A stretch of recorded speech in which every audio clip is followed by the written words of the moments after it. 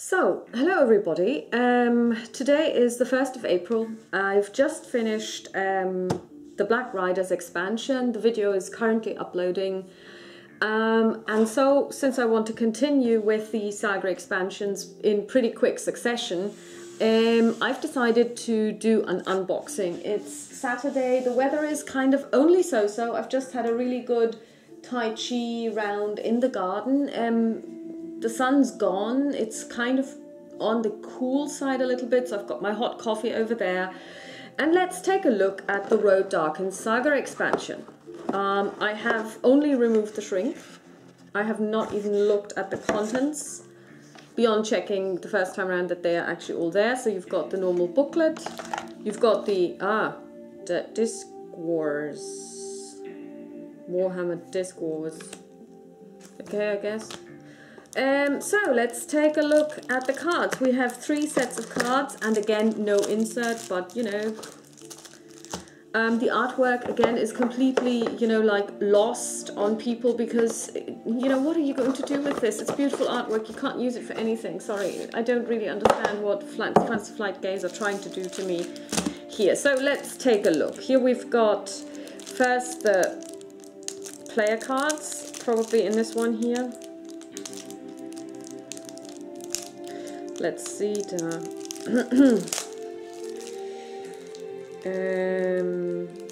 I will not go into detail on the game cards, on the adventure cards, because I want them to be a surprise to me when I actually play the game. So, like I said in another video before, I do not read ahead on what the quests bring. I don't look at the quest cards, I don't look at the locations and enemy cards. But I have my deck, and then I try to test my deck against it, and then I'll try as long as it takes, making changes to my deck if necessary to win. So I will not look at the cards, I will just look at the player cards. And I will also, of course, sleeve them, because if you sleeve, then your cards will thank you for it. Here we've got a hero, Frodo Baggins. He's a different type hero. He's a 2 willpower, 1 attack, 2 defense, 2 hit points. Oh, his response is different. In the Black Riders expansion, you can exhaust the 1 ring and pay a resource to basically undo a card you've just drawn from the encounter deck, put it back in, and then redraw. This one has a different ability. After Frodo Baggins exhausts to defend an attack, exhaust the 1 ring and spend 1 ring resource to target the attacking enemy. Then this attack deals no damage, and each player raises his threat by 2. What? Oh, okay, he defends, and then the attack from this guy doesn't do any damage to us. Okay, I was like, okay, good. So then we've got the infamous, famous Gandalf as a hero. This is an extremely powerful card, and I really love the artwork. First of all, his threat is quite high with 14. He's got 3 willpower, 3 defense, 3 attack, 5 hit points. And play with the top card of your deck face up. So forget in LotR Stargazer. You will always, or forget any scrying of your deck. If you have an ally or cards in your deck that allow you to scry your own deck, you don't need this anymore when you have him. Once per phase, now this is very important, once per phase, so planning phase, quest phase, combat phase, refresh phase. So I think there are 4 phases, and I may have forgotten 1 or 2. Once per phase, you may play the top card of your deck as if it was in your hand. Of course, you have to pay for it. When playing a card this way, Gandalf is considered to have the printed lore, spirit, tactics, and leadership icons. So he can play any card. So I'm not going to put him in my deck now, because if I did, I would get a threat penalty, because if you change heroes during the campaign, your threat goes up by 1 every time you do that. And he's got very high threat anyway. And I think I've got Elrod for 11. Let me see, 11, 16, No, that can't be. Elrond, I think, is 12. Or even 13. Glorfindel is 5. But anyway, between him, I would probably have a starting threat of 31 if I brought him in and replaced Harma with him. And then 32, that would be quite a lot. That's very high. Because also, don't forget, when you have him as a hero, you can't bring in Gandalf as an ally to reduce your threat. So you would only have Istari. Then you would probably want Elfhelm, because he reduces your threat as well if you quest unsuccessfully or something else happens. So this is a very powerful card, and I will build decks that include him, Elrond and Glorfindel, but not now, not for this campaign. We've got Galadriel as an ally. 3 quest, that's serious, cost 3. After you play Galadriel from your hand, search the top 5 cards of your deck for an attachment of cost 3 or less and put it into play. Put the remaining cards back in any order. She scries your deck. She's like an Imladris Stargazer plus Master of the Forge combined. In addition, instead of the Master of the Forge allowing you to put it into your hand and then play it later, she allows you to play it straight away. And she does the same as the Imladris Stargazer. So when I build my deck with Gandalf, I will probably bring in 2 Galadriels and just remove the Imladris Stargazer and the Master of the Forge. The only thing is she leaves you after the round. You can't keep her, so you can do this only twice. So it's a toss-up. You know, it's a question of what you want. If you have a really attachment-heavy deck, then always go with Imladris Stargazer and Master of the Forge. If it's more allies and just a couple of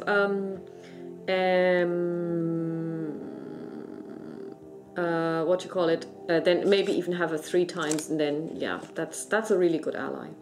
Let's see, Boromir. Boromir gets +2 shield while defending against an enemy with an engagement cost higher than your threat. That's really good. And he will be at 3 shield then. After Boromir takes any amount of damage, ready him. Yeah, that's our Boromir.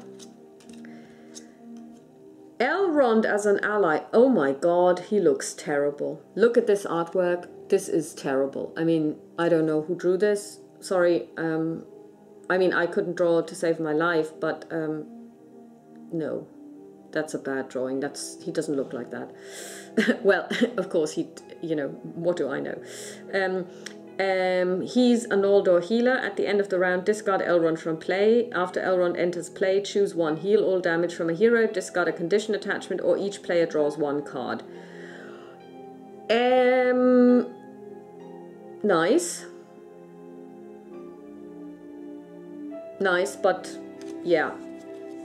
He wouldn't be one that I would include. I've actually never seen anyone use Elrond, interestingly enough, as an ally.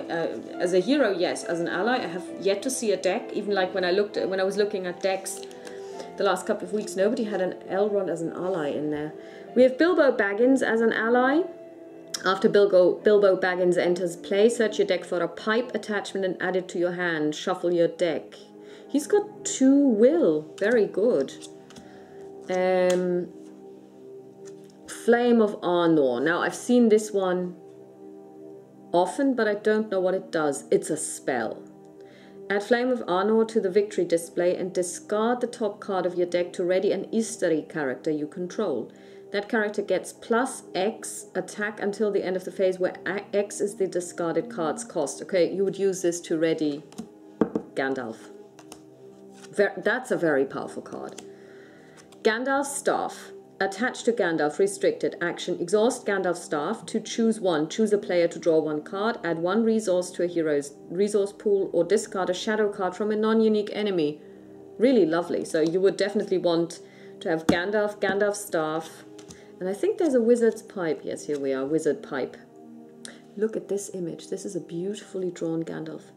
Attach to an Istari character, limit 1 per character. You could also attach this to Saruman or Radagast. Exhaust Wizard Pipe to exchange a card in your hand with the top card of your deck. Okay, very good. You draw crap cards. You have Gandalf as your hero. You see the top card anyway. You can exchange cards. Or you have a really expensive card that you drew, you want to bring it into play for nothing, you have Elrond and Vilya, you exchange these using the wizard pipe and then you exhaust Elrond and Vilya and you get a really lovely, very expensive ally for free. Very nice. Fellowship of the Ring. Attached to the ring bearer, each hero gets +1 will. After a character is destroyed, discard Fellowship of the Ring. Well, I didn't really choose Frodo's intuition for my deck either, so I'm not going to use those. Ooh, now we have the boons. Sting. Attached to a Hobbit hero. So I'm not going to use that one. Mithril shirt attached to the ring bearer, even more restricted. Boon, artifact, item, weapon attached to a warrior, hero, or Gandalf. I don't think I've got any warriors in my deck, so except maybe Hama is a warrior. I would have to check. Anduril, attached to a noble hero or Aragorn, restricted. Attached hero gets plus. Oh, we could give this one to. This one would work really well on our friend Glorfindel. He would quest for 4, he would get +1 attack and +1 shield. So with Light of Valinor, that would be brilliant. Phial of Galadriel, attached to a hero. Add Phial of Galadriel to the victory display and remove it from the campaign pool to give each enemy you engaged with you -4 shield and -4 attack until the end of the round. May it be a light to you in dark places when all other lights go out. I really love when Cate Blanchett says this in the film. I mean, seriously, she's the embodiment of Galadriel for me. I mean, she's just perfect. And you know that I don't like Galadriel in the books because she's a whiny bitch, but, you know, she's much better in the film, actually. 3 golden hairs. Attached to a hero in play, add 3 golden hairs to the victory display and remove it from the campaign pool to lower each player's threat by 3. Then each player draws 3 cards. Very powerful. Lorien Rope. Attached to a hero in play, add Lorien Rope to the victory display and remove it from the campaign pool to give each location in the staging area -2 threat until the end of the phase.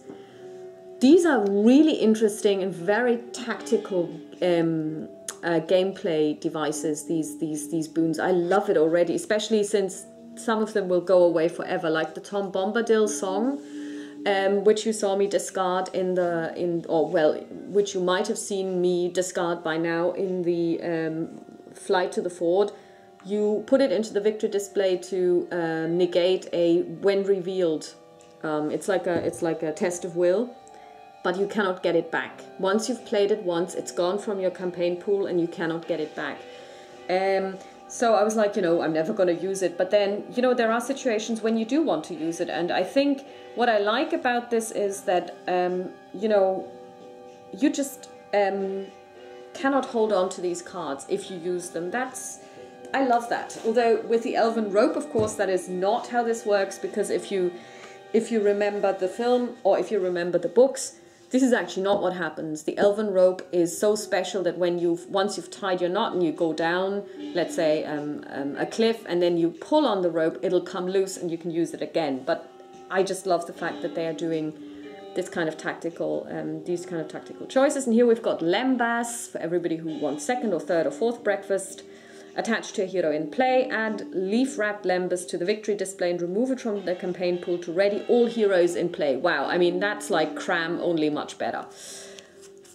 I love these already. Thank you, Fantasy Flight Games. This looks perfect. So now we really are already into the game cards, into the quest cards, which I'm not going to look at, except, you know, just looking, ooh, lovely, very nice, beautiful artwork.